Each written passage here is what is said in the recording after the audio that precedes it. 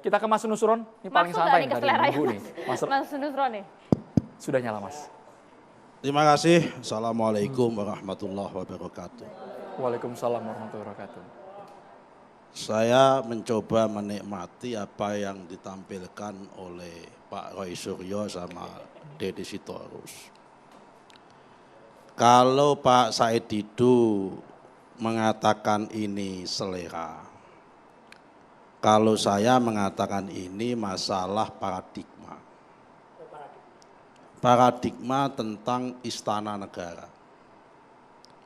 Kalau paradigmanya tentang istana negara dibangun dengan tradisi priayi atau kaum aristokrat, maka memang tradisinya adalah langgam yang sifatnya sakral tadi. Harus begini, harus begini, harus begini.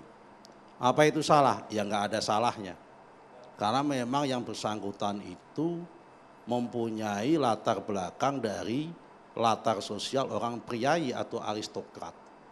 Semua serba rapi, semua serba gagah, pakai jas ala barat, pakai dasi begitu. Kalau perlu dasinya pun seragam, ukurannya pun ditentukan kalau perlu. Tapi kalau memandang istana dari kaum rakyat jelata, tentunya lain. Tentunya dia ingin mengubah wajah istana itu tidak dengan wajah yang angker, tapi dengan wajah yang sifatnya aksesibel. Apa yang terjadi di dalam rakyat sana, di luar sana itu ingin dimunculkan di dalam wajah istana itu. Dan saya kira memang selama 30 tahun zaman Orde Baru kita disajikan upacara istana negara itu, upacara kemerdekaan dengan wajah aristokrat. Kenapa? Karena memang Pak Presiden Soeharto itu lahir dari terah priayi. Kemudian ada fase reformasi, kemudian 10 tahun zaman Pak SBY juga sama. Yaitu dengan wajah aristokrat atau wajah priayi. Nah, zaman Jokowi ini menampilkan bahwa Pak Jokowi itu adalah mewakili orang biasa yang menjadi presiden. Karena itu dia kemas, dia tampilkan bahwa kapan lagi istana itu bisa dimiliki oleh rakyat. Nah, karena itu varian acaranya beda-beda. Malam 1 Agustus dia bikin dengan sholawatan dan zikir. Dia punya namanya majelis zikir Hubbul Waton. Dia tampilkan kiai-kiai, para habaib, para santri berzikir di depan istana. Bagus. Karena memang mayoritas masyarakat Indonesia adalah muslim. Cara bersyukurnya adalah dengan zikir dan bersolawat terlebih dahulu begitu. Nah, kemudian saya mencoba untuk mengkaitkan bagaimana masalah selera. Sebetulnya masalah upacara sakral ini kan seperti apakah lagu joget-jogetannya itu satuan rangkaian sebaiknya di acara itu atau tidak. Ini memang ibaratnya seperti orang akad nikah. Ada orang yang kalau akad nikah itu selesai akad nikah, khutbah nikah, ijab kabul, doa, penyerahan mas kawin, kemudian langsung pesta, langsung nyanyi di situ, gambusan, jalan. Ada yang seperti itu. Tapi juga ada yang maunya adalah pestanya, akad nikahnya terlebih dahulu, selesai, kemudian besok baru pesta, baru walimatuan, walimahan dan sebagainya. Jadi sebetulnya ini adalah sekali lagi masalah paradigma dan bagaimana caranya kita memandang sudut pandang persoalan. Nah, kalau orang itu mau dipisah ya boleh-boleh saja. Seperti hari ini tadi, tapi yang jelas acara yang disampaikan nyanyi-nyanyi itu tidak bagian dari rangkaian acara yang harusnya sakral. Yang sakral menurut saya mulai pertama adalah lagu drum band, lagu kebangsaan sudah. Drum band, marching band sudah. Doa sudah. Mengheningkan cipta sudah. Detik-detik proklamasi sudah dibacakan. Ininya sudah. Kemudian gebiar-gebiar lagu-lagu daerah semua dengan paduan suara perwacaraka itu sudah. Close di sini ibaratnya ini acara tambahan untuk menghibur yang hadir situ dengan lagu yang lagi hit dan lagi in pada saat itu. Ya nggak ada yang salah juga menurut hemat saya. Tapi kalau dikatakan ini selera, ya memang ada unsur selera. Kalau dikatakan ini bahaya, ya saya lihat tidak ada bahayanya juga. Masa selera nggak boleh.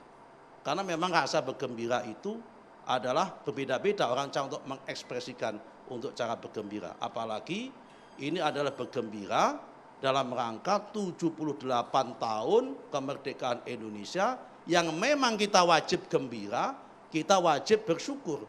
Kenapa? Karena memang ini patut kita syukuri dan patut kita ungkapkan rasa kegembiraan. Karena ini adalah rahmat Allah. Merdeka itu rahmat Tuhan. 78 tahun itu juga rahmat Tuhan.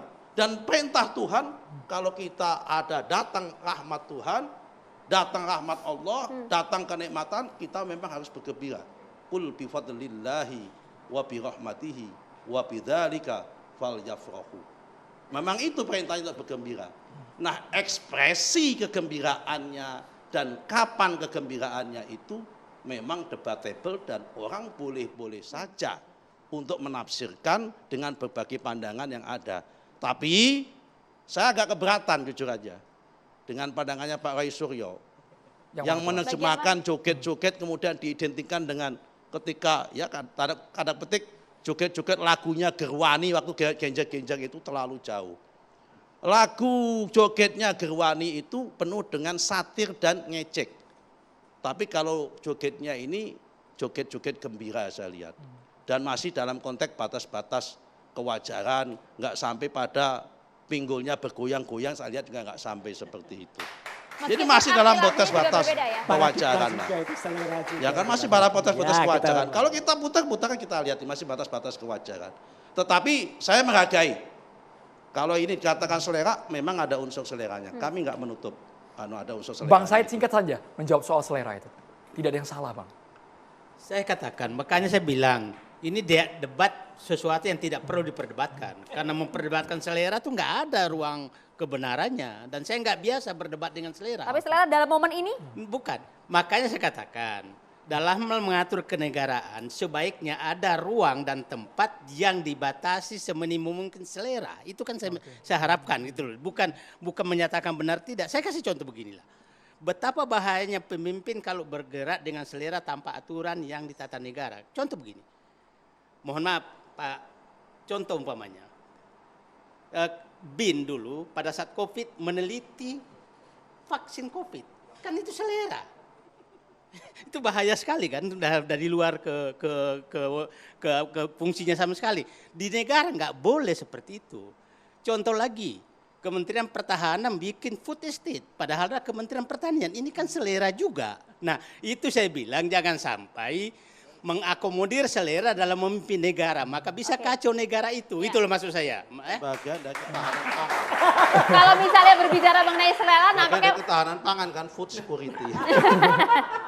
nampaknya kalau ngomong soal selera, para seniman juga harus berbicara. Tapi usai jeda, sesaat lagi tetap bersama kami di Catatan Demokrasi.